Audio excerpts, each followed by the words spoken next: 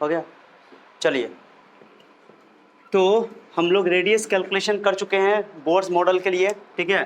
क्या पढ़ निकला था आर एस, आर एन बता तो 0.529 क्या N square by Z angstrom per atom, ये आया था। और इसी को बहुत सारे सिंप्लीफाइड फॉर्म में हम लोग 53 पिकोमीटर में 53 एन स्क्वायर बाई जेड लिखे थे, ओके। और हाइड्रोजन के लिए ये भी बताया था कि एक और होता है कि हाइड्रोजन के लिए अगर आपको याद रखना है nth ऑर्बिट का, ओके, हाइड्रोजन के लिए nth ऑर्बिट का याद रखना है तो क्या बोला था मैंने 53 या ए नॉट बोला था इसको, ए नॉट एन स्क्वायर। तो हाइड्रोजन का अगर निकल गया तो कोई भी चीज़ को उसके एटॉमिक नंबर से कोई भी दूसरे एटम का निकालना होगा, जैसे हीलियम प्लस का, लिथियम प्लस 2 का या बेरिलियम प्लस 3 का, तो उसको क्या करना है उसके एटॉमिक नंबर से डिवाइड कर देना है। ये सारी बातें डिस्कस हो चुकी हैं हाइड्रोजन के लिए, खाली याद रखो। ए नॉट को क्या बोलते हैं, ए नॉट को बोलते हैं बोर्स रेडियस, जिसकी वैल्यू होती है 53 पिकोमीटर या एंगस्ट्रॉम में बोलते हैं 0.529। यानी हाइड्रोजन के फर्स्ट ऑर्बिट की जो रेडियस होती है उसी को बोलते हैं ए नॉट, खत्म, ओके। अब वेलोसिटी कैलकुलेशन में वहाँ रेडियस निकालते थे, सेम सिमिलर चीज़ें करेंगे। क्या कहते बता दो, रेडियस क्या निकाले थे वहाँ से, भी या आर को अकेला करके रखे होते हैं, बताओ जल्दी क्या निकाले थे, ऐसे करे थे ना, यहाँ से पहले निकाले थे के Q1 यानी Z A square by R square बराबर हाफ एम बी स्क्वायर था, क्या था, हाफ एम बी या M B square by R, sorry half M B square by R. ये सेंट्रीफ्यूगल फोर्स था, ये इलेक्ट्रोस्टैटिक फोर्स था, दोनों इक्वल किया, आर आर कट गया था, ये था ना। कोई जरूरी याद रखने की जरूरत, यहाँ से भी निकाल सकते हैं। तो यहाँ से हम लोग क्या करते हैं कि आर बच गया है, यहाँ से आर को अकेला कर लो, आर को अकेला करोगे तो आर इधर एम बी स्क्वायर इधर आएगा, तो के Z A square by M B square आ गया। एक रिलेशन यहाँ से रहता, वहाँ से एक बार वेलोसिटी वहाँ अकेला किया था ना, यहाँ पर आर को अकेला कर लो, कोई दिक्कत नहीं। अब फॉर्मूला हम लोग को क्या पढ़े एंगुलर मोमेंटम, कि sir angular momentum Bohr model कहता है कि M V R is equal to N H by 2 होता है, एन एच बाई 2 होता है। यानी एन क्या है सर, एन तो जानते हो कि number of shell 1 2 3 4, okay. H by 2 जो आपको, ओके, ये कांस्टेंट है।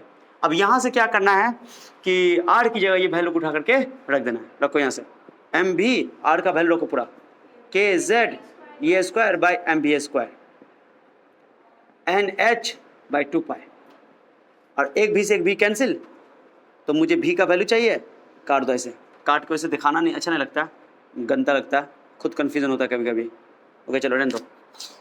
एम से एम तो कट जाएगा, और कोई बच गया, कुछ नहीं ना बचा, एम भी आर एन एच बाई 2 सही है। हमने क्या किया, यहाँ से आर का वैल्यू उठा करके के जरिए स्क्वायर बाई एम रख दिया, उसके बाद यहाँ से एम कट गया, भी से भी कट गया, तो बच गया तुम्हारे पास क्या चीज़ बताओ,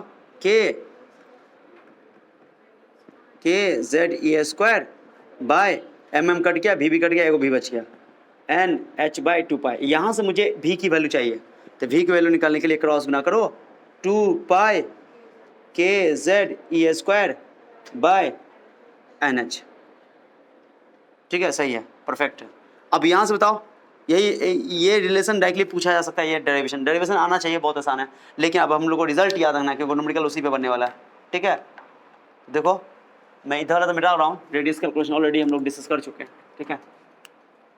अब देखो यहाँ पर जो वेरिएबल है कांस्टेंट है उसको अलग अलग कर लो। वेरिएबल कौन कौन है, जेड वेरिएबल है, एन वेरिएबल है, क्योंकि अलग अलग ऑर्बिट के लिए वेलोसिटी इलेक्ट्रॉन की अलग अलग होने वाली है, और जेड बाकी 2 के ई एच ये सब कांस्टेंट है, तो अलग करो इसको, तो वेलोसिटी इज इक्वल टू हो जाएगा 2 के ई स्क्वायर, 2 के ई स्क्वायर बाय एच को अलग कर दो, और बाकी तुम्हारे पास क्या बचा हुआ है, Z by N. Velocity calculation में आया था एन स्क्वायर बाई जेड, क्या आया था, और यहाँ पर क्या आया, जेड बाई एन, बस यही अंतर है। अब इसका वैल्यू जब पाई का वैल्यू रखेंगे, के की वैल्यू रखेंगे, सब कुछ के बारे में ऑलरेडी मैंने डिस्कस कर लिया कि कौन कूलम कांस्टेंट का वैल्यू क्या होता है, ई जानते हो, एच जानते हो, प्लैंक कांस्टेंट, सबका वैल्यू जब रखेंगे तो देखा गया 2.18 10⁶, ओके, जेड बाई एन, ये मीटर पर सेकेंड में, किसमें, मीटर पर सेकेंड में आएगा, 2.18 मीटर पर सेकेंड में आता है, ये ऐसा यूनिट में, कौन में तो ऐसा यूनिट में, ठीक है। तो ये याद रखना, ये वी एन, इसको मैं लिख देता हूँ वी एन, क्या लिख देता हूँ, velocity of the electron in nth orbit, velocity of the electron in nth orbit, okay. इसको नहीं करते हैं, यूनिट को नहीं करते हैं, फॉर्मूला केवल इतना है, हाँ इसको घेरते हैं, ये यूनिट मीटर पर सेकंड में है, ठीक है। Vn इज इक्वल टू 2.18 10 का पावर 6 मीटर पर सेकंड, बस इसका Z/n होता है, क्या होता है? अब तुमको कुछ भी बोलते हैं, आप जैसे मान लो कि हाइड्रोजन की बात करो, 4 हाइड्रोजन एटम, तो फर्स्ट ऑर्बिट में, अब इसमें ध्यान से देखो कि वेलोसिटी जो है वो Z और n पर डिपेंड कर रहा है, तो Z के तो डायरेक्टली प्रोपोर्शनल है, बट n के इनवर्सली है। जैसे जैसे और दूर जाता जाएगा ऑर्बिट में, जैसे हाइड्रोजन की बात करो तो हाइड्रोजन की Z की वैल्यू तो 1 हो जाएगी, Z की वैल्यू 1 रखो। चलो हाइड्रोजन की बात कर लेते हैं, क्या होगा 2.18 10 का पावर 6 और नीचे हो गया तुम्हारे पास क्या चीज़ n। अब डिफरेंट ऑर्बिट में डिफरेंट स्पीड होने वाला है, ठीक है। फर्स्ट ऑर्बिट में सबसे ज्यादा, क्या कि n की इनवर्सली प्रोपोर्शनल है, n की वैल्यू जैसे जैसे बढ़ेगी इलेक्ट्रॉन की स्पीड धीरे धीरे क्या होती जाएगी, घटती जाएगी, ठीक है। जितना नजदीक होगा इलेक्ट्रॉन, जिस ऑर्बिट सबसे नजदीक वाले ऑर्बिट में होगा इलेक्ट्रॉन, उतना फास्ट घूमेगा, ठीक है। लेकिन जितना दूर जाएगा उतना स्लो होता जाएगा उसकी स्पीड, ठीक है भैया। तो n की वैल्यू 1 के लिए और पूछे, बोले find the velocity of the electron in first orbit of the hydrogen, तो n की जेड, तो हाइड्रोजन के लिए जेड की वैल्यू 1 रख दिया। अब फर्स्ट ऑर्बिट में रख रहा है तो n की वैल्यू कितना रखोगे, 1 रख दोगे, तो n की वैल्यू 1 में वेलोसिटी निकाल दो 2.18 10 का पावर 6, ठीक है। और ये जो वैल्यू होता है ना, ये चीज समझना कि लाइट की स्पीड जानते हो, लाइट ये जो वैल्यू है इसको थोड़ा कैलकुलेशन के लिए कभी कभी इस वैल्यू के बदले में तुम कुछ और कैलकुलेशन करके रख सकते हो, वैल्यू आसान करने के लिए। ये लाइट की स्पीड की करीब करीब 1/37 टाइम्स होती है, लाइट की स्पीड की ये 1/, अरे इलेक्ट्रोमैग्नेटिक रेडिएशन की स्पीड वैक्यूम में कितना होती है पता है ना, या सिर्फ लाइट की बोलो कितना 3 × 10⁸ मीटर पर सेकंड होता है, उसका ये 1/37 टाइम्स है, ये जो 2.18 है। माने इसको तुम 1/37 से सुबह करोगे तो ये वैल्यू करीब करीब आ जाएगा, तो वही मतलब है। तो C मतलब speed of light in vacuum, ये तुमको कैलकुलेशन के नज़रिए से बता रहा हूँ ताकि कहीं कहीं हो सकेगा तो ये कैलकुलेशन तुमको हेल्प करे न्यूमेरिकल बनाने में, ठीक है। बाकी ज़रूरत नहीं है, वो वैल्यू को कैलकुलेट कर लेंगे। तो V1 तो आ गया, ओके। ये मीटर, ये आ गया तुमको मीटर पर सेकंड, चलो बेटा n की वैल्यू 2 रखना होगा सर, तो V2, तो V2 के लिए क्या करोगे 2.18। मैं इस वैल्यू को चाहूँ तो कुछ नाम दे सकता हूँ, मैं चाहूँ तो इसको, इस वैल्यू को नाम देना चाहो तो जैसे वहाँ पे A0 बोले थे ना, तो उसको तुम V0 बोल सकते हो, क्या बोल सकते हो V0। V0 क्या है, this is the maximum velocity of the electron in first orbit of the hydrogen atom, है ना। हाइड्रोजन एटम के लिए फर्स्ट ऑर्बिट में जो इलेक्ट्रॉन की स्पीड है that is called V0। I maximum, ऐसे आगे जैसे जैसे ज़्यादा आएगा स्पीड क्या होता जाएगा according to formula, okay, according to formula, okay. चलो कहीं ना कहीं फोर्स का भी फंड है, बट ये फार्मूला से तुमको बहुत समझ में आ रहा है। तो V2 का वैल्यू लो, तो V2 में मैं V0 के टर्म में लिख रहा हूँ, V0/n की जगह 2 तो V0/2, n की वैल्यू 3 बोलो तो V0/3, धीरे धीरे घट रहा है कि नहीं घट रहा है। फर्स्ट ऑर्बिट में स्पीड है V0, दूसरा में V0/2 V0/3 डॉट डॉट करके, क्लियर हो गया। तो देखने से रहेगा इन्वर्सली प्रोपोर्शनल है। अब इसका भी ग्राफ बनाओगे तो ग्राफ कैसा बनेगा ध्यान दो,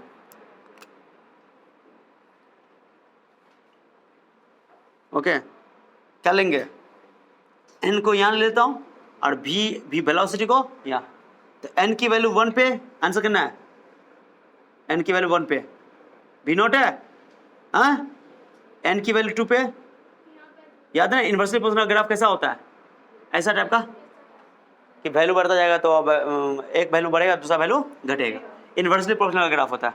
ये पता है सब सारी चीज़ें बेसिक मैथ्स है, ये हो गया। फिर उसके बाद यहाँ लोगे और स्मूथ ग्राफ नहीं जाएगा, पूछो क्यों, पता है स्मूथ ग्राफ कभी नहीं जाएगा, तो ये ग्राफ इसको ज्वाइन नहीं करना है, फिर आगे जाकर कैसे होगा, नहीं ये वैल्यू देखो V0 है तो ये V0/2 हो जाएगा, ये V0/3 हो जाएगा, आगे V0/4 हो जाएगा, n = 4 के लिए, ये 4 के लिए, ये 3 के लिए, ये 2 के लिए, ये 1 के लिए, तो ग्राफ ऐसा ही रहेगा, डॉट डॉट में ही रहेगा। स्मूथ ग्राफ इसको ज्वाइन करने की जरूरत नहीं है क्योंकि n की वैल्यू केवल नेचुरल नंबर ही अलाउड है, n की वैल्यू 1.2 1.3 अलाउड, इसे ग्राफ स्मूथ नहीं बनेगा, ओके। तो ऐसा ग्राफ रहेगा, क्लियर हो गया। तो ये वेलोसिटी का डिस्कशन था, कुछ खास बात नहीं। अब मान लो क्वेश्चन में कोई पूछ दिया कि हीलियम के थर्ड ऑर्बिट में, हीलियम प्लस के थर्ड ऑर्बिट में इलेक्ट्रॉन की वेलोसिटी बताओ, पता है क्योंकि तुमको जेड है ना, जेड से यहाँ मल्टीप्लाई करना पड़ेगा, तो तुम क्या पढ़े, फार्मूला को ऐसे याद ना, V0 इसको V0 बोला, V naught, V N equal V naught Z by N, Z bye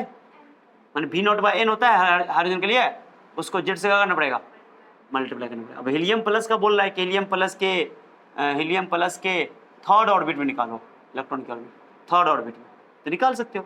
sir कैसे, तो रखो वैल्यू, हाइड्रोजन का क्या होगा third V naught by three, V naught by three, तो वी नॉट बाई थ्री और हीलियम का कितना होता है 2, तो 2 वी नॉट बाय थ्री। अगर हाइड्रोजन का सुना, हाइड्रोजन का कितना है V naught by three, hydrogen के थर्ड ऑर्बिट में इलेक्ट्रॉन की स्पीड कितनी है वी नॉट बाई थ्री, और जेड को गुना कर दोगे तो तुम्हारा यानी कि हीलियम में ज्यादा स्पीड हो जाएगा, ताकि एटॉमिक नंबर जिसका ज्यादा उसकी स्पीड ज्यादा, एटॉमिक नंबर ज्यादा तो स्पीड उसकी, रीजन भी आगे समझ में आ जाएगा। बट ये थ्योरी यही कह रहा है, फॉर्मूला भी अपना यही कह रहा है। तो कंपैरिजन करने के लिए बोलेगा कि हाइड्रोजन के थर्ड ऑर्बिट में इलेक्ट्रॉन की स्पीड और हीलियम के थर्ड ऑर्बिट में इलेक्ट्रॉन की स्पीड का कितना टाइम्स है, तो बोलोगे हीलियम में ज्यादा होगा, तो हीलियम के थर्ड ऑर्बिट में इलेक्ट्रॉन की स्पीड हाइड्रोजन के में थर्ड ऑर्बिट में जो स्पीड है उसका डबल है, ट्वाइस है, देखो ट्वाइस है, दिखने से लग रहा है। तो वी नॉट बाई थ्री तुम इसे हाइड्रोजन के हिसाब से कैलकुलेट कर लो और जेड से उसको क्या कर दो मल्टीप्लाई कर दो। और ये में पूछ दे कि हाइड्रोजन की स्पीड, हाइड्रोजन के थर्ड ऑर्बिट में इलेक्ट्रॉन की स्पीड क्या है वी नॉट बाई एन या V naught by three, V naught by lithium plus 2 पूछ देगा, लिथियम प्लस 2, तो लिथियम का तो जेड का वैल्यू 3 होता है, क्या होता है, और 3 से गुना करोगे तो 3 3 कट जाएगा, तो वी नॉट आ जाएगा, क्या जाएगा वी नॉट आ जाएगा। ये भी पूछ सकता है वी नॉट का वैल्यू यही होता है। तो एक कैलकुलेशन कुछ तुमको पूछा जा सकता है एग्जाम में, ओके मैंने क्वेश्चन में, ठीक है, तो इसको नोट कर लो। एक एग्जांपल मैंने दे दिया तुम्हारे लिए, लास्ट में उतारना कोई जरूरी नहीं पूरा उतारना, कैलकुलेशन सही से उतार लो, डेरिवेशन इंपॉर्टेंट हमारे लिए फॉर्मूला है, ठीक है, ये फॉर्मूला हमारे लिए। अब चलेंगे एनर्जी कैलकुलेशन पे, सबसे ज्यादा इंपॉर्टेंट एनर्जी कैलकुलेशन है, ओके हो गया। तो चलो, तो हो गया ये आपका वेलोसिटी कैलकुलेशन, ठीक है। अच्छा बताओ वेलोसिटी बहुत कम है कि बहुत ज्यादा है इलेक्ट्रॉन की, 10 का पावर 6 या लाइट के स्पीड के कंपैरेबल, देखो कंपैरेबल है, लाइट की स्पीड से कम है ना 1/37 टाइम्स है, लेकिन देखो ना 10 का पावर 6 है, समझ रहे हो, तो ज्यादा बहुत ज्यादा स्पीड है, और भी मीटर पर सेकंड में, ठीक है ना। मीटर पर सेकंड सोचते हो 72 किलोमीटर पर आवर को जब तुम किलोमीटर पर आवर मीटर पर सेकंड बदलते हो तो आता है 20 मीटर पर सेकंड, कितना आता है 18 चौका 72 करते हैं ना, 72 किलोमीटर पर आवर, हाँ 72 किलोमीटर पर आवर होता है ना, तो 72 को 5/18 से क्या करते हो, 5 चौका 20, हाँ ठीक है 20 मीटर पर सेकंड होता है, 72 किलोमीटर पर आवर, जो अपने डेली लाइफ में हम लोग यूज करते हैं, बहुत फास्ट चलाते गाड़ी। तो अब सोचो मीटर पर सेकंड में छोटी वैल्यू बड़ी होती है, अब ये 10 का पावर 6 है तो और कितना ज़्यादा होगा, तो इलेक्ट्रॉन चले छोटी पार्ट के लिए एकदम बहुत छोटी पार्ट के लिए न्यूक्लियस के चारों ओर घूम रहा है, तो फास्ट घूम रहा है, ये रहा होगा, है ना। तो ये तो वेलोसिटी कैलकुलेशन हो गया, ग्राफ ऐसे ही रहेगा, इसमें चेंज नहीं करना है। अब बात कर लेते हैं एनर्जी कैलकुलेशन, सबसे ज़्यादा इंपॉर्टेंट है एनर्जी कैलकुलेशन। अच्छा याद करने का, हम लोग रेडियस में पढ़े थे n square by Z, n ऊपर था जेड, इस फॉर्मूला में क्या है जेड ऊपर है, माने वेलोसिटी जस्ट उल्टा, वेलोसिटी रेडियस की जस्ट, बट इसमें क्या पावर एक है क्या, बट इसमें रेडियस वाला में n का पावर 2 था। कभी कभी बच्चों को कन्फ्यूजन होता है कि सर रेडियस में कौन सी था, वेलोसिटी क्या था, तो एक दूसरे का उल्टा, इस तरह करके याद रखोगे तो थोड़ा याद रहेगा, ठीक है, रिलेशन, ठीक है। अब उसके बाद है एनर्जी कैलकुलेशन, सबसे ज्यादा इंपॉर्टेंट है एनर्जी कैलकुलेशन। अब एनर्जी कैलकुलेशन में क्या क्या करने वाले हैं, 2 तरह की एनर्जी की बात करने वाले हैं, तुम लोगों को पता है, एक काइनेटिक एनर्जी, एक होता है पोटेंशियल एनर्जी। क्या होता है, क्या कभी सुने पोटेंशियल एनर्जी का नाम, वैसे फिजिक्स में डिटेल से तुम लोग पढ़वे करोगे कि पोटेंशियल एनर्जी क्या होता है, काइनेटिक एनर्जी क्या आता है, चैप्टर का नाम है वर्क एनर्जी पावर, ठीक है, एक चैप्टर आया डिटेल से 11th में पढ़ोगे, और शायद पढ़ लियो क्या, 9th में तो थोड़ा सा डिस्कस तो हुआ होगा, ठीक है। लेकिन पोटेंशियल एनर्जी होता है किसी बॉडी में या किसी एक पार्टिकल की तो नहीं होती है, सिस्टम की होती है, लेकिन वो किसी उसके पोजीशन के कारण होता है। जैसे मान लो मैं एक चीज समझाता हूँ, अर्थ और मास की ग्रेविटेशनल पोटेंशियल एनर्जी होती है, कई तरह की पोटेंशियल एनर्जी होती है, उसको बोलते हैं, जैसे ग्रेविटी के कारण जो एनर्जी होती है उसको ग्रेविटेशनल पोटेंशियल एनर्जी कहता है। इलेक्ट्रिक फोर्स के कारण जो एनर्जी होती है उसको बोलते हैं electrostatic potential energy, okay. Spring के कारण जो एनर्जी होती है, स्प्रिंग फोर्स के कारण स्प्रिंग को खींचते तो एक फोर्स लगाता है वो अपनी ओर, उसको बोलते हैं स्प्रिंग पोटेंशियल एनर्जी। तो जैसे अब बताओ किसी चीज को ऊपर फेंकते तो ऊपर से नीचे आता कि ना आता है, तो उसमें कोई ना कोई सिस्टम के अंदर एनर्जी है। माने जब तक वो बॉडी अर्थ के ग्रेविटी में रहेगा तब तक वो एनर्जी काम करेगा। जैसे ही अर्थ की ग्रेविटी को छोड़ के भागा, अट्रैक्शन खत्म हुआ, तो बोलेंगे पोटेंशियल एनर्जी खत्म। काइनेटिक एनर्जी के लिए पार्टिकल का मोशन करना जरूरी है, लेकिन पोटेंशियल एनर्जी के लिए बस इतना ही बात याद रखना है कि जब तक कोई पार्टिकल दूसरे पार्टिकल के फोर्स ऑफ अट्रैक्शन में है या फोर्स ऑफ रिपल्सन में भी हो सकता है। यहाँ पर जैसे ग्रेविटी की बात करें तो फोर्स ऑफ अट्रैक्शन होता है, लेकिन चार्ज की जब बात करते हैं तो वहां पे रिपल्सन भी हो सकता है। तो अगर कोई पार्टिकल दूसरे पार्टिकल के साथ इंटरैक्ट कर रहा है, इंटरैक्ट मतलब माने कि फोर्स में है या अट्रैक्शन में हो चाहे रिपल्सन में हो, तब तक उस पार्टिकल में हम लोग एक एनर्जी डिफाइन करते हैं, पोटेंशियल एनर्जी। जैसे बोले पोटेंशियल एनर्जी जीरो, समझ जाओ कि वो पार्टिकल एक दूसरे के अट्रैक्शन को तोड़ के या रिपल्सन को तोड़ के बाहर चला गया, माने एक दूसरे के फील्ड में नहीं है। जैसे ये अर्थ की फील्ड है, अर्थ के एक रीजन है, जिस रीजन में कोई बॉडी को रखेंगे तो बॉडी पे एक फोर्स लगेगा, ग्रेविटी, जिसके कारण वो नीचे गिरना, अर्थ के सेंटर की ओर गिरेगा, वो ग्रेविटी बोलते हैं। अब एक बॉडी को छोड़ दिया, जैसे मान लो स्पेस में चला गया, तो जैसे बहुत दूर जाते जाओगे तो अर्थ की ग्रेविटी काम करना बंद कर देती है। तो जिस जगह पर जाकर उसे ग्रेविटी थियोरेटिकली कहते हैं कि बहुत दूर तक होता है, लेकिन जिस जगह से अर्थ की ग्रेविटी काम करना बंद कर दे, कह दोगे कि वहां पर से उसकी पोटेंशियल एनर्जी जीरो हो गई। माने पोटेंशियल एनर्जी कहीं ना कहीं अट्रैक्शन को रिप्रेजेंट करता है in the case of gravity, और चार्ज के केस में ग्रेविटी के या तो रिपल्सन या तो अट्रैक्शन। जब तक फोर्स ऑफ, अभी इलेक्ट्रॉन की बात करते हैं, यहाँ भी अट्रैक्शन की बात करेंगे, क्योंकि इलेक्ट्रॉन और न्यूक्लियस के बीच में क्या होना है, अट्रैक्शन होना है। न्यूक्लियस पे कौन चार्ज होता है, पॉजिटिव चार्ज है, इलेक्ट्रॉन पे कौन चार्ज होता है, माइनस चार्ज होता है। अट्रैक्शन तो है, जब तक अट्रैक्शन में है तब तक पोटेंशियल एनर्जी की बात करेंगे। अब मान लो मैंने बोला कि इलेक्ट्रॉन की पोटेंशियल एनर्जी जीरो है, मतलब क्या कि इलेक्ट्रॉन जो है न्यूक्लियस के अट्रैक्शन को तोड़ के निकल गया, मतलब यही है। और काइनेटिक एनर्जी तो जानते हो, जब तक मोशन में रहेगा तब तक काइनेटिक एनर्जी रहेगा, मोशन में नहीं रहेगा तो इलेक्ट्रॉन तो मोशन में रहेगा ही रहेगा, काइनेटिक एनर्जी होगा। अब काइनेटिक एनर्जी और पोटेंशियल एनर्जी के सम को टोटल को बोलते हैं टोटल एनर्जी, या उसको बोलते हैं मैकेनिकल एनर्जी। क्या बोलते हैं? So mechanical energy is the sum of kinetic energy and potential energy. ठीक है, चलो यहाँ पे मैं हेडिंग दे रहा हूँ नंबर 3 में। नंबर 1 तो तुम लोग लिख चुके रेडियस कैलकुलेशन, नंबर 2 हो गया वेलोसिटी कैलकुलेशन, और नंबर 3 हो गया बोलो एनर्जी कैलकुलेशन करने वाले। तो एनर्जी में ध्यान सुनो, एनर्जी में काइनेटिक एनर्जी का फॉर्मूला हम लोग जानते हैं, हाफ mv²। बचपन से जानते हो ना, हाफ mv²। काइनेटिक एनर्जी का formula half mv²। Potential energy का फॉर्मूला तुम लोग नहीं जानते हो, जो बताना पड़ेगा मुझे चार्ज के लिए। ठीक है, अगर कोई चार्ज पार्टिकल, यहाँ बता देता हूँ, कोई चार्ज पार्टिकल Q1 है, एक चार्ज पार्टिकल Q2 है, और दोनों एक दूसरे से r डिस्टेंस पर है। कितना डिस्टेंस पर है? मैं अभी तुमको बता रहा हूं प्लस माइनस के लिए, क्योंकि मुझे अट्रैक्शन बताना है। ओके, ये प्लस है, ये माइनस है, तो काइनेटिक एनर्जी का फॉर्मूला होता है, पोटेंशियल एनर्जी का फॉर्मूला होता है। ओके, फिर से मैं रिपीट कर रहा हूं, पोटेंशियल एनर्जी किसी एक पर्टिकुलर पार्टिकल की नहीं होती है, बल्कि एक सिस्टम की होती है। जब दो पार्टिकल या दो से ज्यादा पार्टिकल फोर्स ऑफ अट्रैक्शन या फोर्स ऑफ रिपल्सन में हो, तब उनके लिए हम लोग बोलो पोटेंशियल एनर्जी डिफाइन करते हैं। ठीक है, इतना मतलब है। और दोनों के बीच की अट्रैक्शन खत्म हो गई या रिपल्सन खत्म हो गई, फोर्स ही खत्म हो गया, तो कह देंगे कि उन दोनों सिस्टम की पोटेंशियल एनर्जी जीरो है। मैंने पोटेंशियल एनर्जी है यानी कि अट्रैक्शन है। अभी इस केस में अट्रैक्शन की बात करने वाले हैं। और अगर पोटेंशियल एनर्जी जीरो है यानी कि अट्रैक्शन खत्म। और जितनी ज्यादा नेगेटिव पोटेंशियल एनर्जी होगी उतना ज्यादा अट्रैक्शन। नेगेटिव क्यों? क्योंकि प्लस और माइनस के बीच में अट्रैक्शन होता है। सर रिपल्सन भी तो हो सकता है वहां भी काइनेटिक पोटेंशियल एनर्जी डिफाइन करेंगे, लेकिन अपन को अभी जरूरत क्या है?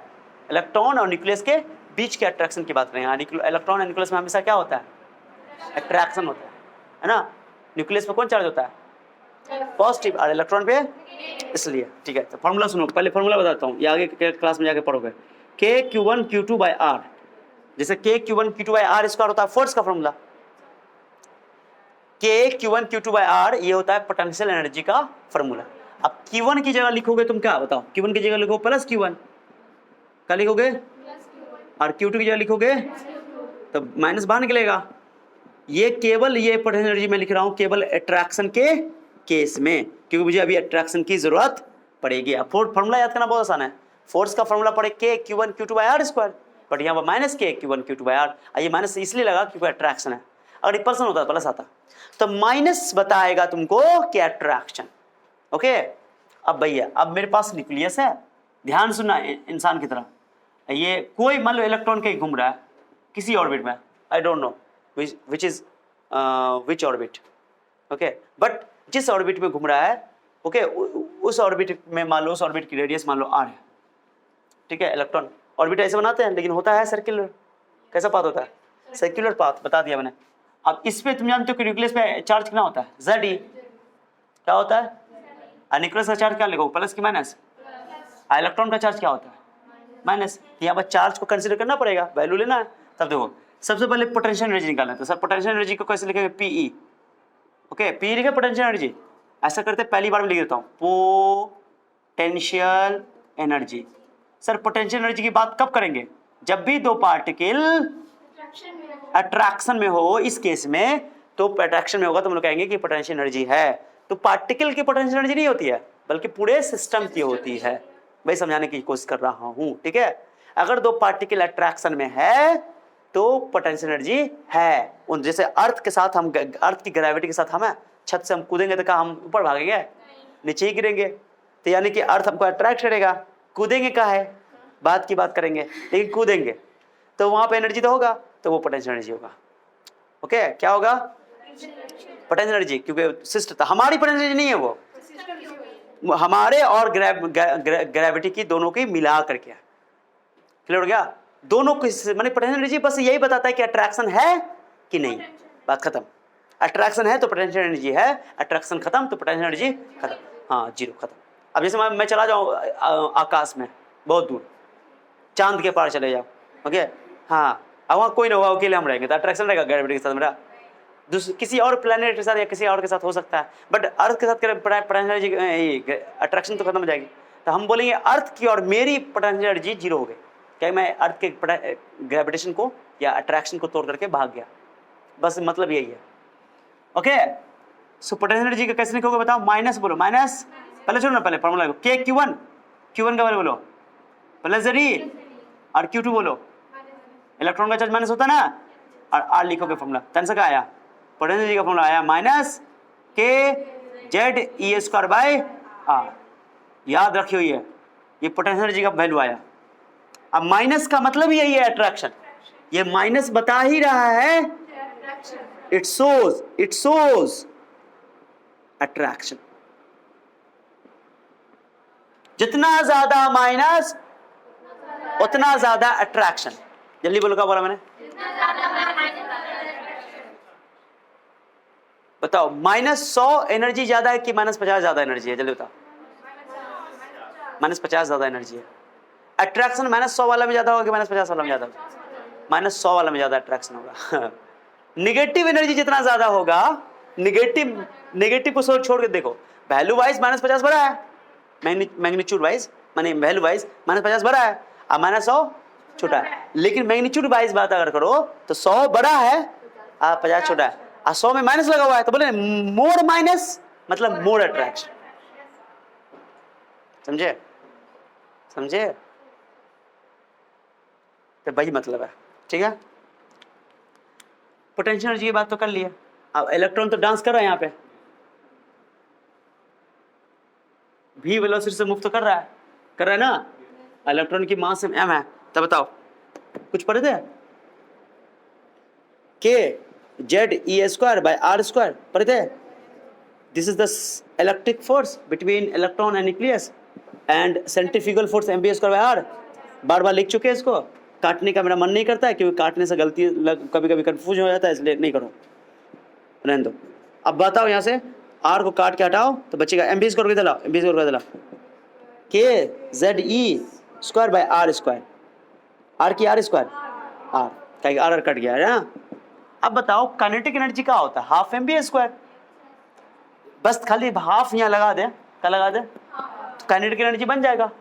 पोटेंशियल एनर्जी तो अपन निकाल ही लिया है, बस खाली अपन को क्या निकालना है, बोलो, काइनेटिक एनर्जी निकालना है। तो काइनेटिक एनर्जी बस यहाँ दिख रहा है, देखो बाबू क्या करेंगे, 2 से 2 गुना कर दें, भाग करना, मतलब 2 से 1/2 से मल्टीप्लाई करना, सॉरी गाइस, के ZE²/2R, 2 कहाँ से लाए, 2 से 0 मल्टीप्लाई डिवाइड किया और 2 से 0 डिवाइड कर दिया, सर कहाँ है अरे काइनेटिक एनर्जी का फॉर्मूला होता है हाफ एम बी स्क्वायर, तो हो गया काइनेटिक एनर्जी। कितना आया काइनेटिक एनर्जी का फॉर्मूला बताओ? K Z E square by 2r। Kinetic energy कभी नेगेटिव नहीं होता है। काइनेटिक एनर्जी पार्टिकल की होती है, किसकी होती है? जितना ज्यादा पार्टिकल का स्पीड होगा उतना ज्यादा काइनेटिक एनर्जी होगा। पार्टिकल रुका हुआ है तो उसकी काइनेटिक एनर्जी, मैं अभी रेस्ट में हूं, मेरी काइनेटिक एनर्जी 0। समझा भैया? हाफ एम बी स्क्वायर को काइनेटिक एनर्जी कहते हैं। ये काइनेटिक एनर्जी आया, ये पोटेंशियल एनर्जी आया, दोनों को जोड़ेंगे टोटल एनर्जी निकल जाएगा। क्या निकल जाएगा? अब तुम बताओ, ये एनर्जी नेगेटिव है, ये तो हमेशा पॉजिटिव रहेगा, बट वैल्यू ऐसे मान लो -50 है, -100 है मान लो, ये वैल्यू पूरा मान लो -100 है, तो ये कितना होगा? जल्दी बताओ, जल्दी बताओ। ये -100 है, पोटेंशियल एनर्जी -100 है, तो ये कितना होगा? काइनेटिक एनर्जी कितना होगा? मैंने बोला पोटेंशियल एनर्जी -100 है, मैंने बोल दिया। काइनेटिक एनर्जी कितना होगा? +50। दिख रहा है खाली 2 से भाग हुआ है यार, सेम ही तो है, कुछ अंतर है क्या? है बस काइनेटिक एनर्जी प्लस लेना है, गर्दन टेढ़ा हो जाएगा, बता रहे टेढ़ा हो जाएगा, सीधा करो। अच्छा से एनर्जी में आओ, एनर्जी पर आ रहा है, एनर्जी में आओ।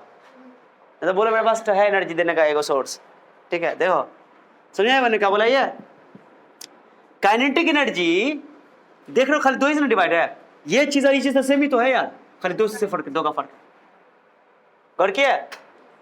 तो नेगेटिव मतलब अट्रैक्शन, और ये पोटेंशियल एनर्जी का है, ये काइनेटिक एनर्जी है। अगर पोटेंशियल एनर्जी -100 है तो काइनेटिक एनर्जी कितना होगा?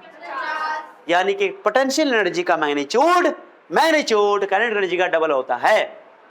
क्या बोला? फिर बोलो, मैं लिख रहा हूं, या काइनेटिक एनर्जी पोटेंशियल एनर्जी का आधा होता है, बस मैग्नीट्यूड वाइज मोड लगा देता हूं। Clear? Kinetic energy potential energy के मैग्नीट्यूड का आधा होता है। दिखने से लड़ा खुल्लम खुल्ला दिख रहा है, खुल्लम खुल्ला दिख रहा है, 2 से डिवाइड ना हुआ। K Z E square by R तो यहाँ भी है यार, यहाँ भी बस 2 का खाली अंतर है। तो ये अगर -100 होगा तो वो +50, अगर ये -200 होगा तो +100 होगा, अगर ये -50 होगा तो वो कितना होगा? +25 होगा। काइनेटिक एनर्जी कभी नेगेटिव नहीं हो सकती है। अब चलते टोटल एनर्जी पे। किस पे? इसको लिखना है क्या? इसको छत पे अलग से लिख देंगे, याद दिला देना बस, ठीक है? पोटेंशियल एनर्जी का ये फॉर्मूला होता है अलग से। अब चलते टोटल एनर्जी पे। किस पे बाबू? चलो, तो पहली बात कर लिए पोटेंशियल एनर्जी की, दूसरी बात कर रहे हैं यहां से काइनेटिक एनर्जी का, तीसरी बात कर रहे हैं टोटल एनर्जी की। सर टोटल एनर्जी यानी कि काइनेटिक एनर्जी और पोटेंशियल एनर्जी को क्या कर देंगे? जोड़ देंगे। तो this is total energy. Okay, जो ऑर्बिट में इलेक्ट्रॉन घूम रहा था, तो ऑर्बिट में इलेक्ट्रॉन की एनर्जी कुछ ना कुछ होगी ना, तो ऑर्बिट की एनर्जी बोलो या इलेक्ट्रॉन एनर्जी बोलो, उसको तो निकालना पड़ेगा। तो एनर्जी बोला जाए मतलब कि टोटल एनर्जी पूछ रहा है। मैंने पूछो बताओ कि find the energy of the electron in third orbit of the hydrogen atom, बोल दूं तो इसका मतलब एनर्जी पूछ रहा हूं, यानी कि टोटल एनर्जी पूछ रहा हूं, और उसमें तुमको टोटल एनर्जी का फॉर्मूला पता होना चाहिए। तो वही टोटल एनर्जी का वाले फॉर्मूला निकालते हैं, काइनेटिक एनर्जी और पोटेंशियल एनर्जी को जोड़ करके, है ना? अब तुम सोचो, कॉमन से लगाओ, ये -100 तो ये +50, ये -100 तो ये -100 +50 को जोड़ोगे तो कितना आंसर आएगा? -50। इसका मतलब टोटल एनर्जी भी निगेटिव आने वाला है, और टोटल एनर्जी उतना ही आने वाला है जितना काइनेटिक एनर्जी आया है, बस खाली माइनस लगना है। काइनेटिक एनर्जी आया के Z E square bye 2r, तो वो आएगा -k Z E square bye 2r। खत्म, सवाल हो गया, थ्योरी खत्म। समझ आया मैंने क्या बोला? बस टोटल एनर्जी नेगेटिव रहेगा, ठीक है? यानी काइनेटिक एनर्जी आप टोटल एनर्जी का मैग्नीट्यूड वाइज से वैल्यू, बढ़िया। फिर मैं बताता हूँ, चलो सर टोटल एनर्जी में मैं ई लिखूंगा, ई टोटल एनर्जी में ई लिखूंगा, ई क्या लिखूंगा? E. Sir E is equal to kinetic energy plus potential energy, यानी कि ई कॉमन ले लेना, ई से कॉमन लेकर के ई को काट देना, तो अनर्थ कर दोगे पूरा। काइनेटिक एनर्जी का फॉर्मूला बोलो, है बताओ? देखो माइनस बोल रही है, माइनस बोल रही है, देखो काइनेटिक एनर्जी यहाँ है, हम यहाँ देखेंगे तो यहाँ देखोगे तुम, देखो ना इंसान की तरह वहां पे आंख है कि नहीं, ऊपर वाला आंख दिया कर दिया, गाना नहीं सुनिए, आंखें उसी रात हो जाए अंधी, जो देखे तेरे सिवा सपना किसी का, वही बात है, अंधा हो जाएगा अगर इसके बिना कुछ और देखोगी तो, हम बता रहे हैं। हाँ पोटेंशियल एनर्जी बताओ, अब बताओ, अब उंगली सही रख रहे हैं, हाँ minus K Z E square by R. अब बताओ कितना आंसर आएगा? ये 1/2 है, के जेड ई स्क्वायर कॉमन ले लो, कॉमन लो, K Z E square by R common ले लें। यहाँ 1/2 है, यहाँ -1। एल्सियम बोलो कितना आएगा? -1/2 है ना आएगा। लो वीक करके सब कुछ करके दिखाना पड़ता मुझे।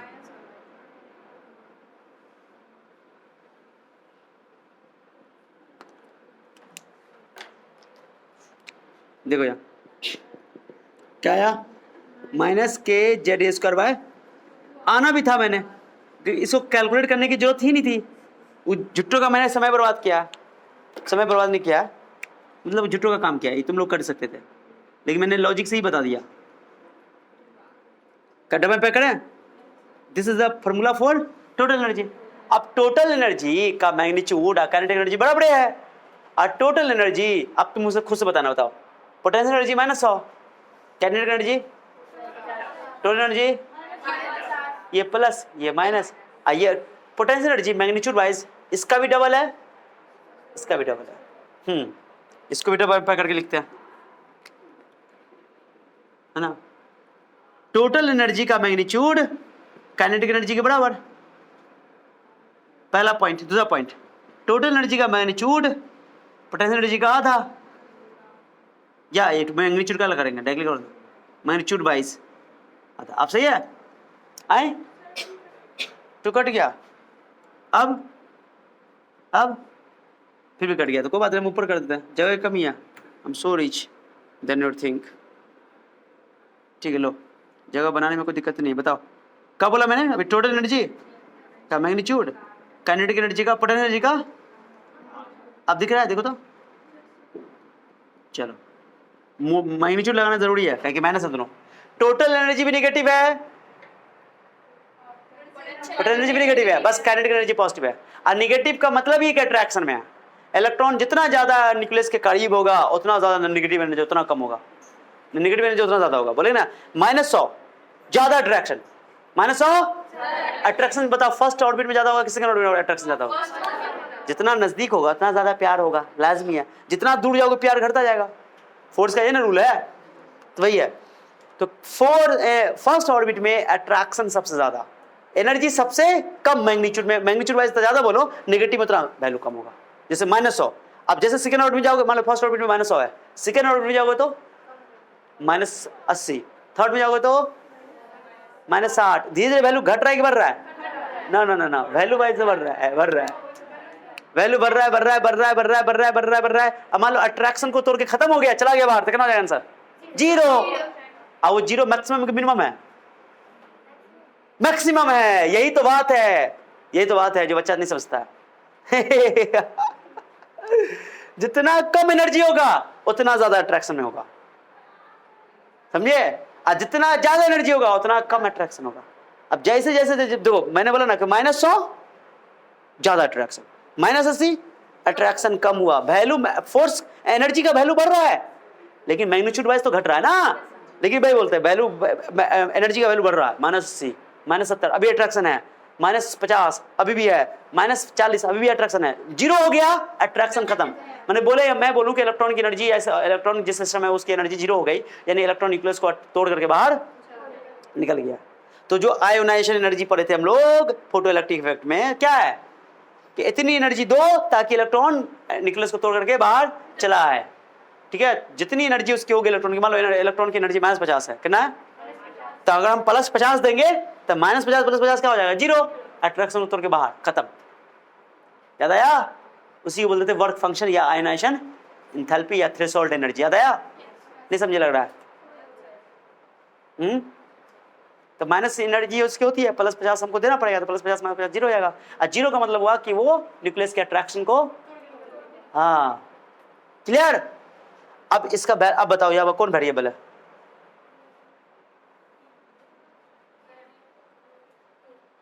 अब यहाँ पर आर का वैल्यू रखेंगे, आर तो प्रूव करके आ चुके हैं, रेडियस को प्रूव करके ना, यहाँ पे आर को रखेंगे।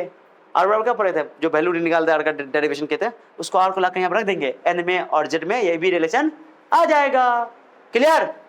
आराम से उतारो। पहले बताओ पोटेंशियल एनर्जी का मतलब समझ आया?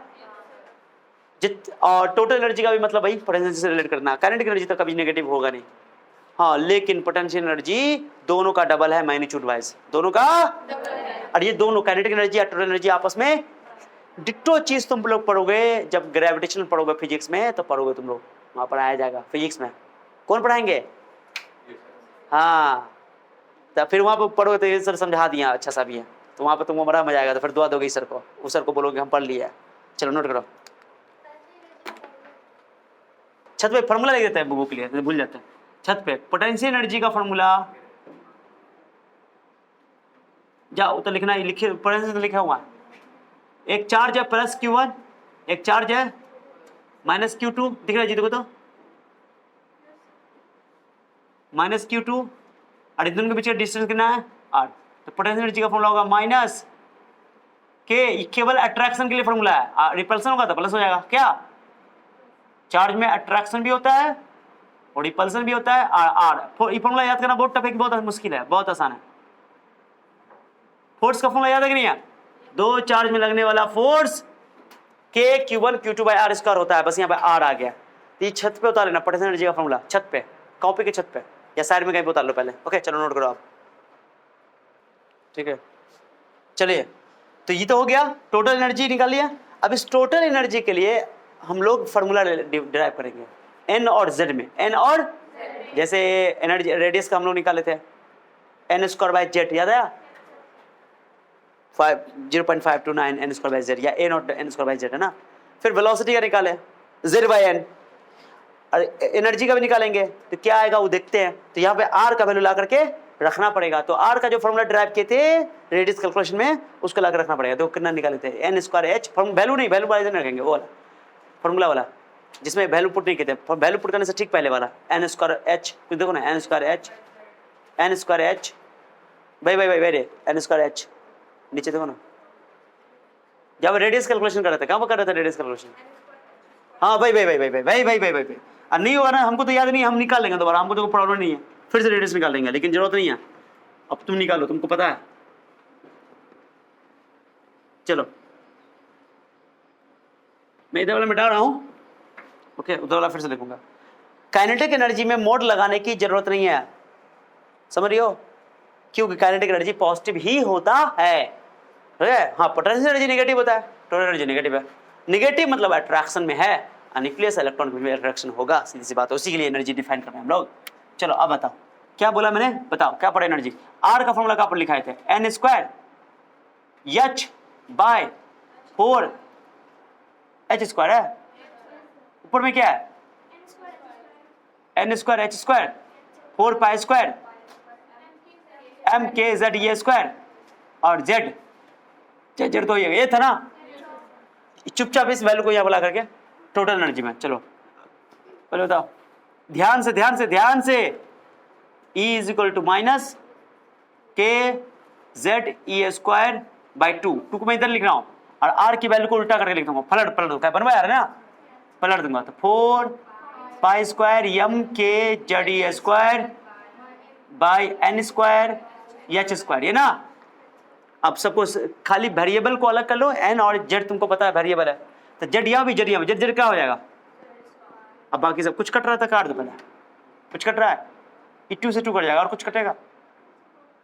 कुछ नहीं कटेगा। चलो गुना करो पहले, माइनस के स्क्वायर 4 लिख दो पहले, 4 2 बचेगा, 2 के स्क्वायर हुआ, जेड बाद में लिख देंगे, ई स्क्वायर को क्या लिख दोगे? E4, और बताओ पाई स्क्वायर यम, और कोई बच गया? जेड स्क्वायर बाद में कर लेंगे, और नीचे क्या बच गया? H square. कोई दिक्कत किसी को? By Z by N square, खत्म। कोई छूट गिना ना गया? अगर कोई छूट गड़बड़ा जाएगा, के स्क्वायर के हो गया, यम भी हो गया, ए स्क्वायर ये 4 हो गया, 4 दूना 4 2 कट गया, 2 बच गया, ठीक है। बाकी एच स्क्वायर यहाँ लिया, बाकी है जेड स्क्वायर। अब इसको फिर कैलकुलेट करेंगे, क्या करेंगे जल्दी बोलो? इसको कैलकुलेट करेंगे। ये कैलकुलेट करना बहुत ही आसान है, देखते रहो, ध्यान बहुत इंपॉर्टेंट है। तो कैलकुलेट करके वैल्यू लिखा जाएगा। मैं यहाँ पे EN लिख रहा हूँ, EN मतलब energy in nth orbit, energy in formula इसका आता है -13.6, ओके, -13.6, ओके। डेटा याद रखना पड़ेगा, Z square by N square electron volt में पर एटम, ये याद रखना, इलेक्ट्रॉन वोल्ट पर एटम। इसको डब्बा में पैक करते हैं। हमारे लिए यही फाइनल रिजल्ट इंपॉर्टेंट है। क्लियर हो गया? अपन के लिए ये तीन रिजल्ट, जो रेडियस के लिए कैलकुलेशन के वो इंपॉर्टेंट रिजल्ट है, फिर उससे वेलोसिटी के लिए, उससे एनर्जी भी, एनर्जी के लिए -13.6 Z square by L square. अब याद करो, वेलोसिटी में जेड बाय एन है, इसमें Z square by N square है। वेलोसिटी क्या है, और एनर्जी में जेड और एन सेम ही पोजिशन में है, इस खाली पावर या दो है, वहाँ पे एक है। और रेडियस में याद रखो कि उल्टा है, एन स्क्वायर बाय जेड है, एक में पावर 2 है, एक में पावर 1 है, बट इसमें दोनों में 2 है, एक में 1 है। वेलोसिटी में एक पावर, ये ऐसे लॉजिक से ना बैठ के, जब टॉयलेट में बैठ करके, ओके, जब हल्के होते रहोगे तो उस टाइम में सोचोगे तो ये सब याद आता रहेगा, लेकिन सोचे भी नहीं करोगे, यहां से जाओगे और गाना गाओगे, आज मैं ऊपर आसमान नीचे, गाते रहोगे, क्या होगा? ये गाना गा रहा है, तो ये सब दिमाग में नहीं रहेगा। साइंस की चीजों को पढ़ने के लिए, याद रखने के लिए, समझे, क्या करना पड़ता है? सोचना पड़ता है, समझे? जैसे यहां से गया दुख लूल हो गया, ऐसा नहीं करना है। सोचो कि सर क्या पढ़ाए थे आज। तो कभी सोने से पहले ना, जैसे सोने से पहले, जैसे अब तुम 9 बजे बेड पे जाने वाले हो, 9 बजे तो नहीं जाते होगा, मुझे पूरा यकीन है, मान लो 12 बजे जाते हो, ठीक है, 11 बजे जाते हो, चलो ठीक है, 10 बजे जाते हो, ठीक है, 10 बजे जाते हो, जान के देखो, बातें बातें में जान भी गए 10 बजे सोती है, बोली भी नहीं है, लेकिन से बताया जान के, इसको बोलते हैं ट्रिक, ठीक है। हाँ चलो ध्यान दो। तो 10 बजे गए, तो 10 बजे से पहले क्या करो कि बेड पे जाने से पहले आधा घंटा लेटे रहो, ऐसे लेट के, अब सोचो सर आज क्या पढ़ाए थे, थिंक करो, बहुत सारी चीजें तुमको याद हो जाएंगी। मजाक नहीं कर रहा हूँ। या क्लास के बाद अभी पढ़ के जाते हो ना, थोड़ा देर अपने आप को रिलैक्स होकर के बैठो और सोचो कि सर क्या पढ़ाएं, रिकॉल करोगे चीजों को ना, इससे मेमोरी बढ़ती है। लोग कहते हैं ना कि बॉर्नवीटा पियो, तो ये खाओ, तो फल्ला खाओ, तो ढलना खाओ, कुछ ना होता है, ठीक है। दिमाग तेज, जैसे तुमने स्टीफन हॉकिंग का नाम सुना है? दिमाग कितना तेज, इतने बड़े साइंटिस्ट, पूरा बॉडी से लुल है, लेकिन दिमाग चल रहा है, इतने बड़े साइंटिस्ट। तो दिमाग को, ओके, दिमाग का इस्तेमाल कर सकते हो। हाँ, दिमाग को गिजा की जरूरत है, बस दिमाग का सही जगह इस्तेमाल करोगे, अच्छा से सोचोगे, ध्यान लगाओगे, तो शांत रखोगे दिमाग को, तो दिमाग तुम्हारा बढ़ेगा। बॉर्नवीटा पीने से और शहद खाने से सबसे खाली बॉडी बढ़ता है, ठीक है ना? हाँ, समझिए बात को। टेंशन से मुक्त रखोगे, उसका टेंशन लियो, आज तक फोन नहीं किया, आज हमको, आज फोन ही नहीं आया, तुम काहे ने फोन किए हो, नहीं बात करें तुमसे, जाओ, नहीं करेंगे, ये सब टेंशन रहेगा, कभी साइंस दिमाग नहीं घुसेगा। मजाक नहीं कर रहे हैं, साइंस की दुनिया ही अलग है। साइंस क्या, दुनिया के कोई भी चीज़ को तुमको पढ़ना, अच्छा करना है, तो याद करने के लिए वही तरीका है, उनको विचार करो, थिंक करो, हल्का लो, लाइट लो, सब चीज़ को, फालतू चीज़ों को, इनको अच्छा से लो, ठीक है, तो याद हो जाएंगे। क्लियर? तो मैंने बोला कि हमको भी ये, मैंने हम जब पढ़ रहे थे इसका, तो हमको याद होना कि जेड स्क्वायर का भी एन स्क्वायर का फुजने होता है, तो हम यही दिमाग लगाएं, ओ दोनों को रिलेट, तीनों को रिलेट करती है, तीनों को पहले एक जगह लिखें, एक जगह लिख करके Z square by N square, Z by N, दोनों का तो याद हो गया। और रेडियस में देखो, ओ इसमें तो दोनों में दो पावर है, एक में एक पावर है, तो एक में रेडियस वाला में उसको बीच में डाल दिया, एक 2 और 1 पावर, अब बस इसका उल्टा करना, एन स्क्वायर बाय जेड। कभी भूल भी करेंगे क्या? कभी नहीं भूलेंगे। अब क्वेश्चन ये वैल्यू वाइज नहीं आता है, मैक्सिमम क्वेश्चन भी दिखाऊंगा, कंपैरिजन वाला आता है। अब कंपैरिजन तुमको याद है कि एनर्जी जो है Z square by N square के प्रोपोर्शनल है, तो ये तुम कहानी तुम सुपर हिट कर दोगे, यही पता नहीं रहेगा तो लो सवाल नहीं बनेगा। Is that clear? तो ये इलेक्ट्रॉन वोल्ट पर एटम है, किसमें है?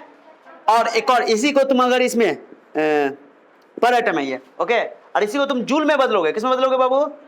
जूल में, ओके। इलेक्ट्रॉन वोल्ट पर एटम जानते हो, 1 जूल बराबर होता है, याद है ना, 1 इलेक्ट्रॉन वोल्ट बराबर होता है 1.6 × 10⁻19, okay, joule, electron volt joule की यूनिट है, ओके। तो वही है, तो समझ रहे हो बाबू? तो आंसर कहाँ होता है जानते हो? माइनस एनर्जी है, लेकिन माइनस में होना है।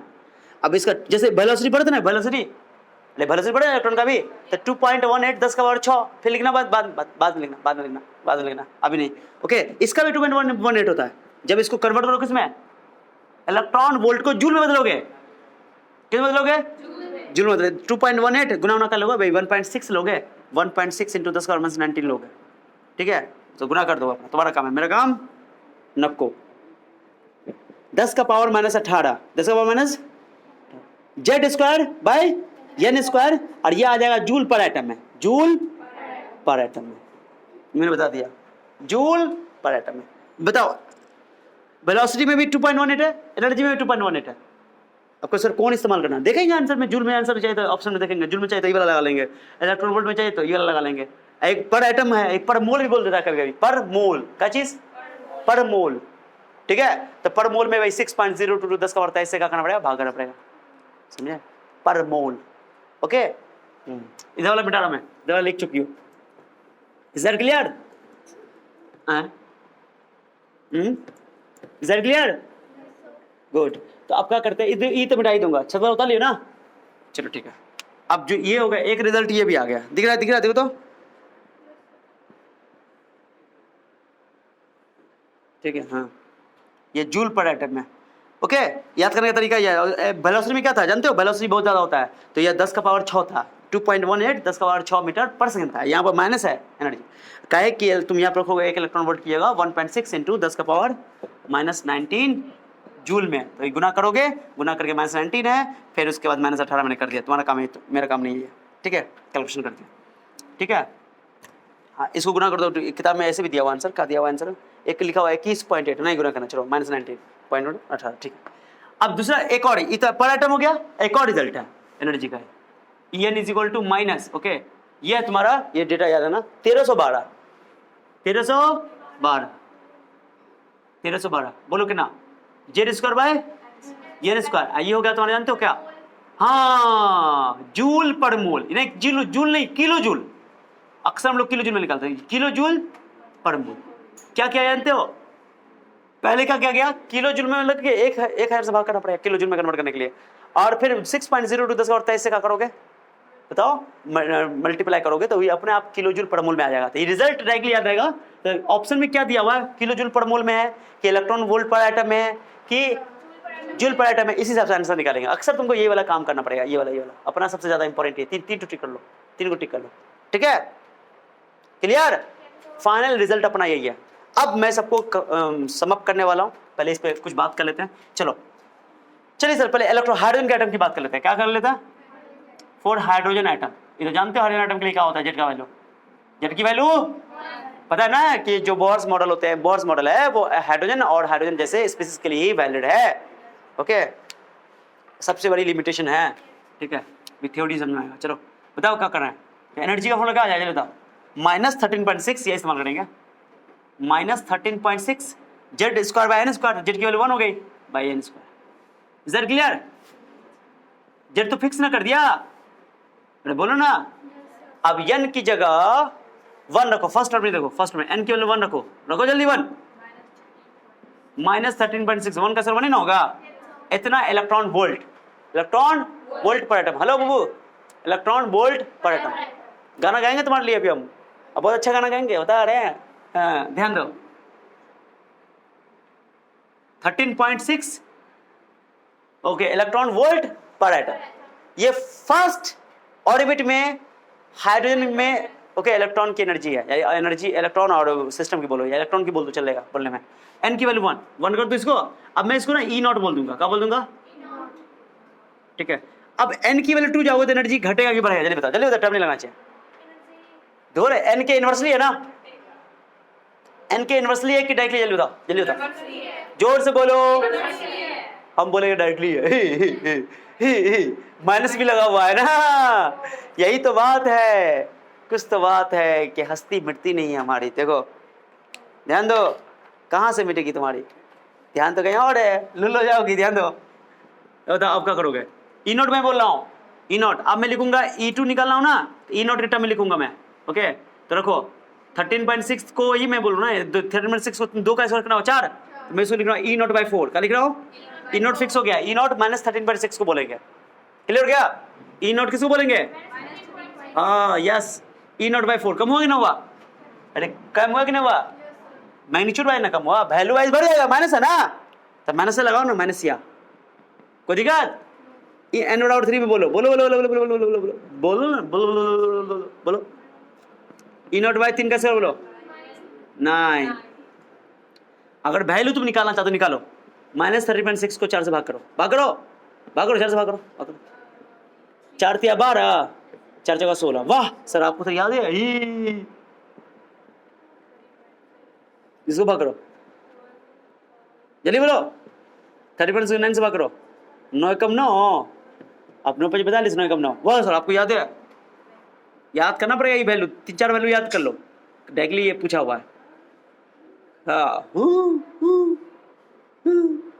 9 से भाग करो, अरे 9 कम 9, बचे 4 4 6 9 45 10 नहीं नो लो इतना देगा इलेक्ट्रॉन वोल्ट पर एटम n का वैल्यू 4 लो ही E0 बाय 16 कर दें चलो E0 बाय 16 माइनस ही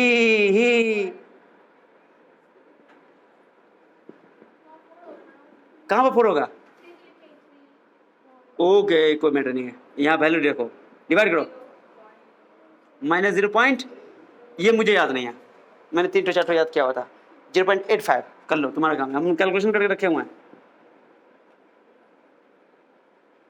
इलेक्ट्रॉन वोल्ट अब बताओ -13/6 बड़ा है कि -3.4 बड़ा है जल्दी बताओ वैल्यू वाइज बताओ ना वैल्यू वाइज साइन देखना पड़ेगा ये बड़ा है वैल्यू बढ़ रहा है कि घट रहा है वैल्यू बढ़ रहा है किसकी ओर जा रहा है 0 की ओर जा रहा है तो जैसे जैसे आप दूर जाते जाओगे एनर्जी आपका बढ़ता जाएगा एनर्जी बढ़ता जाएगा अब बढ़ते जब न्यूक्लियस इन्फिनिटी पे चला जाएगा इन्फिनिटी बोलो कि अट्रैक्शन से बाहर चला जाएगा एनर्जी 0 हो जाएगी तो इलेक्ट्रॉन की मैक्सिमम एनर्जी कितनी होती है कहां होती है जब वो न्यूक्लियस के अट्रैक्शन से बाहर निकल जाए अब उसी को बोलते हैं दूसरे शब्दों में इन्फिनिटी पे चला जाए अब जब बच्चे बोलते हैं इन्फिनिटी पे सर इन्फिनिटी इसका मतलब सर जमीन से आसमान पे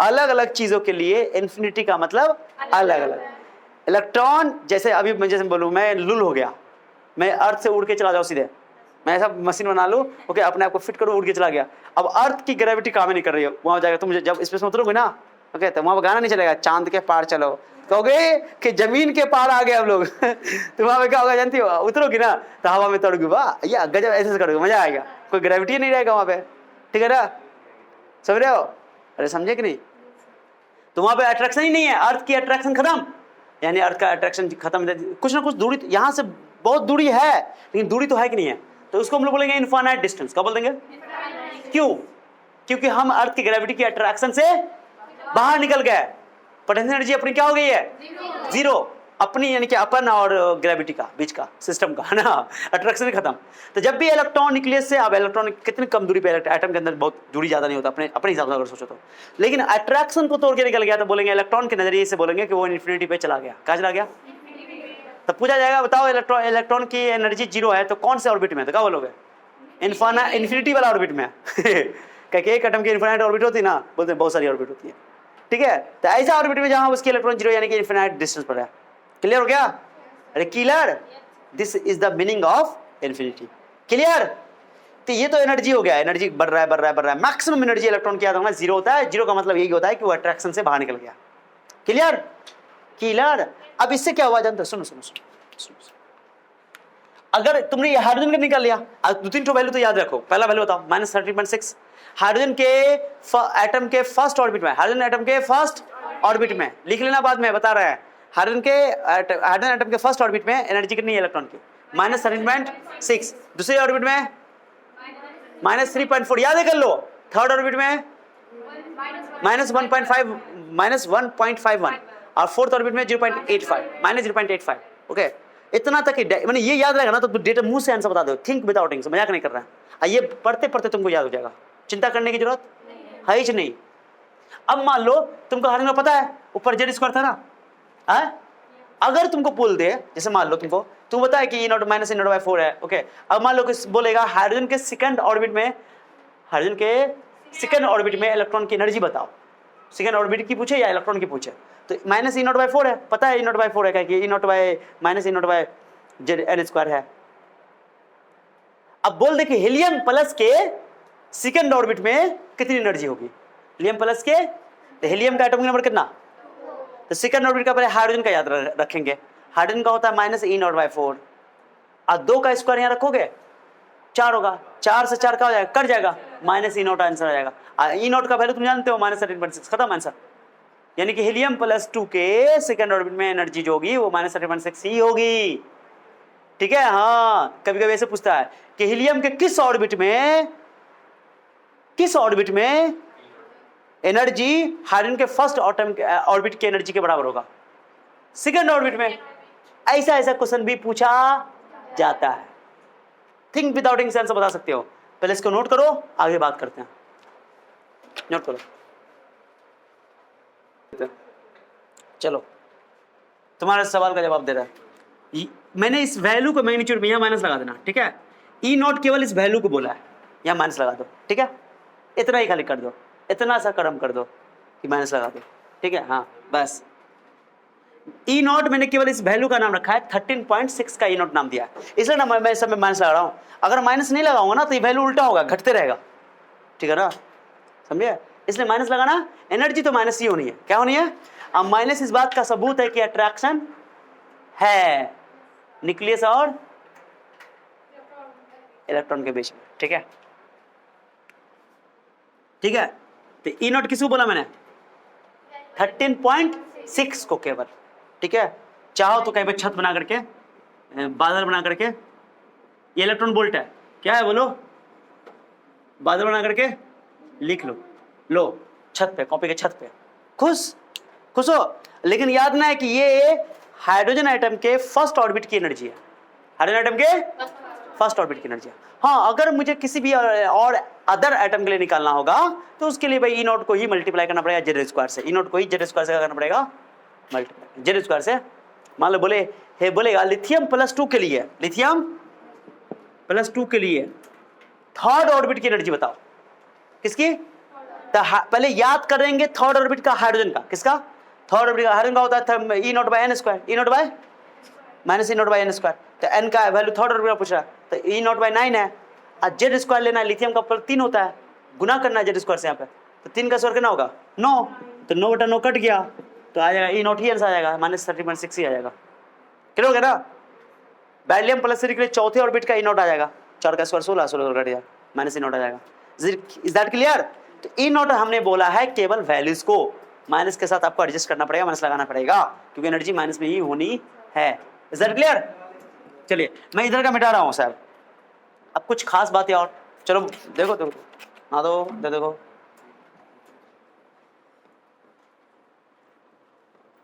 सर गाली सुनने का ताकत होना चाहिए, सुन रहे हो? गाली भी सुनो, मार भी खाओ, पढ़ाई भी करो। सर सब जुल्म हम लोगों पे, ये कैसा जुल्म है? ये जुल्म नहीं है, ये डिसिप्लिन है, discipline. This is a kind of discipline, okay, समझ रहे हो?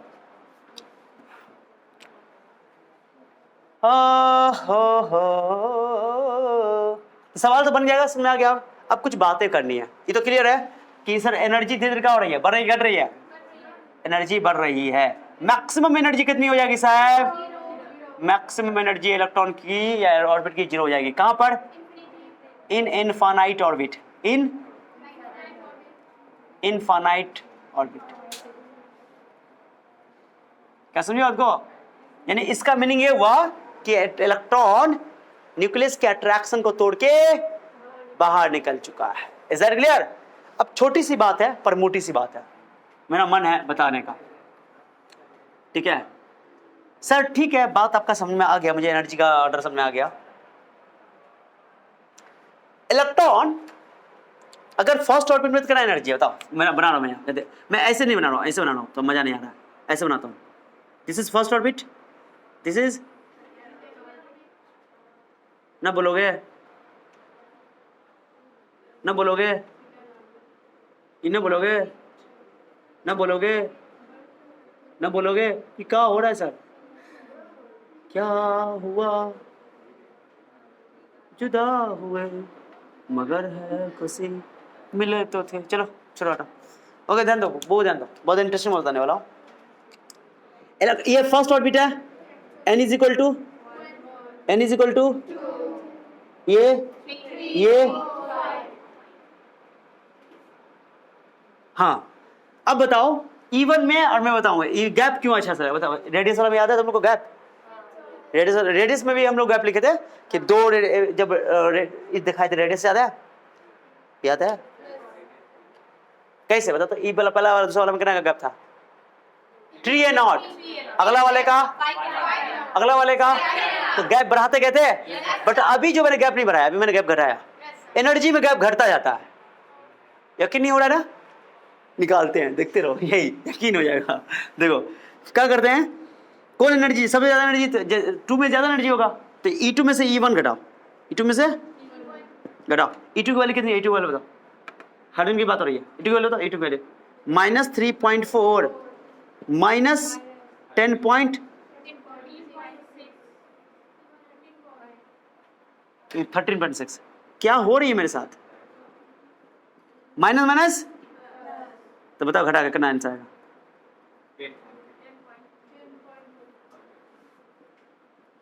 10.2 10.2 इलेक्ट्रॉन वोल्ट का गैप आया। बबू मैं उधर का बिठा देता हूँ। नहीं नहीं नहीं, मैं थोड़ा तुम लोग भूल जाओगे तो नहीं, देखते याद है कि नहीं तुम लोगों को। चलो,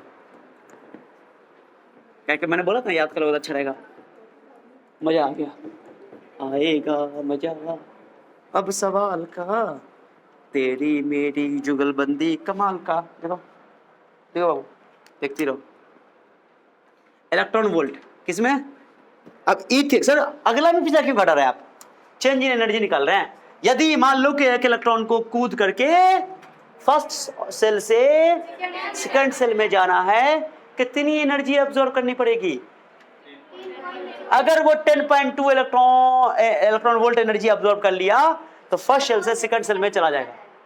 या यूं बोलो यूं बोलो, अगर सेकंड सेल से फर्स्ट सेल में आना है 10.2 इलेक्ट्रॉन एनर्जी इमिट करना पड़ेगा, रिलीज करना पड़ेगा। आर यू बूझिंग or not what I'm telling? Okay देखो, अब करते E3 minus E2, E3 minus E3 वाला कितना था? वाह वाह, माइनस माइनस प्लस, घटाओ आप, घटाओ अपना घटाओ। 340 में 151 गया तो हम घटा 189, मुझे याद है, मुझे तो याद है। वो तुम्हारा काम है, मुंह देखती रहो, हम घटा दिए। अरे 340 में, हाँ ठीक तो है। चलो E4 में E3 घटाओ, बताओ गैप कितना है पहला वाला में? दूसरा वाला में गैप देखो देखो देखो, गैप कम हो गया। चलो E4 में E3 घटाओ, E4 कितना है? वाह, माइनस जा ए बुड्ढी बुड्ढी बुड्ढी, घटाओ 151 में से 85 घटाओ।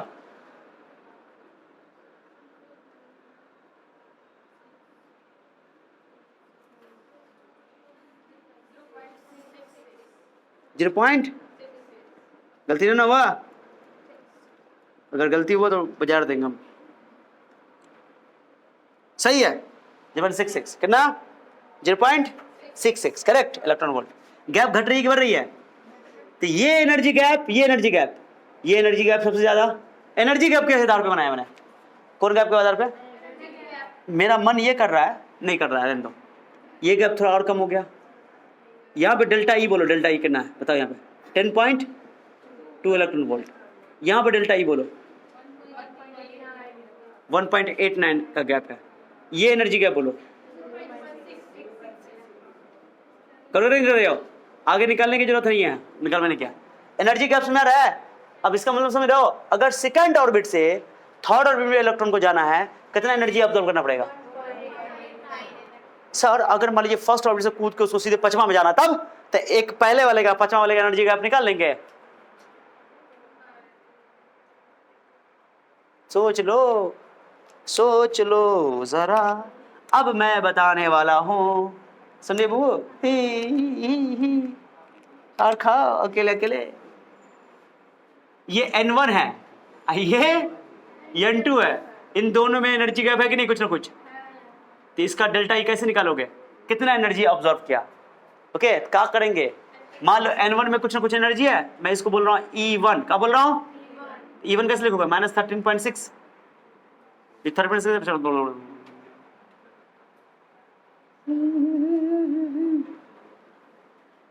E0 माइनस E0 Z²/N² लिखा है कि वैल्यू लिख दिया?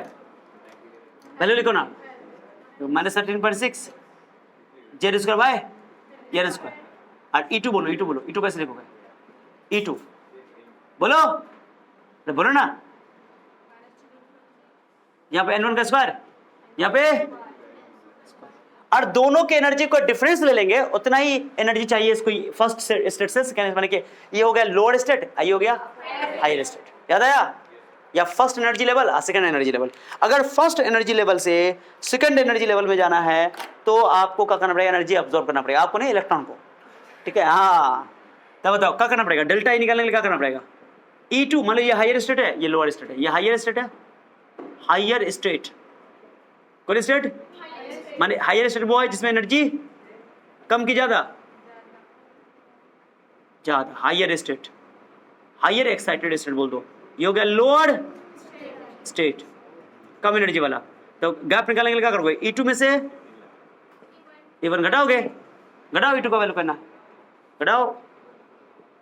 क्या से क्या हो गए देखते देखते, minus minus zero square by, कुछ कॉमन है देखो तो, कॉमन है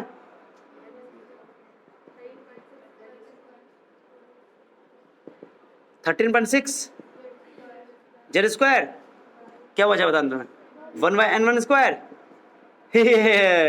कुछ तो लग रहा है, कुछ तो लग रहा है, बताओ कुछ तो लग रहा है। क्या आपने यहाँ पे डेल्टा ई को क्या लिख सकते हो? डेल्टा ई क्या होता है? एनर्जी कहाँ पर, क्या मैक्स प्लैंक थ्योरी पढ़ के आए हो?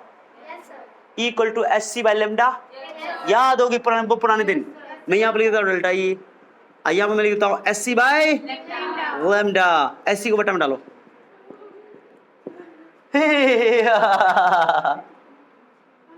क्या हंस रही हो? गजब हंस रही हो रे, इतना खूबसूरत हंसती हो, हम तो बेहोश हो जाएंगे।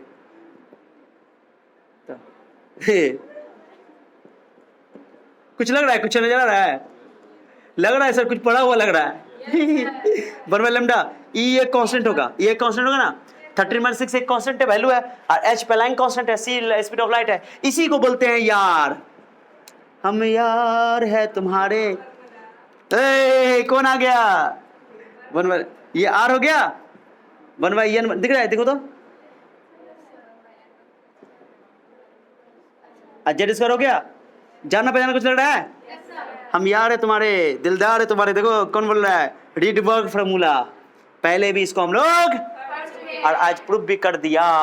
ये वो लेमडा, वो एनर्जी जो इमिट होगा या ऑब्जॉर्ब होगा, माने इलेक्ट्रॉन को लोअर स्टेट से हायर स्टेट में जाने के लिए कितने एनर्जी, कितने वेवलेंथ वाला एनर्जी को ऑब्जॉर्ब करना पड़ेगा, उसके लिए हम लोग ये निकाले थे, या इस पर सवाल सभी ढेरों सारी किए थे, अप्रूव भी कर दिया मैंने। क्लियर? अरे क्लियर? अरे ये तो गप समझ में आ गया कि नीचे एक लाइन दिखेगा, वो एक लाइन दिख जाएगा। तो बताओ एनर्जी गैप सबसे बड़ा कौन है? E2 माइनस E1, उसके बाद बड़ा, उससे छोटा होता जा रहा है।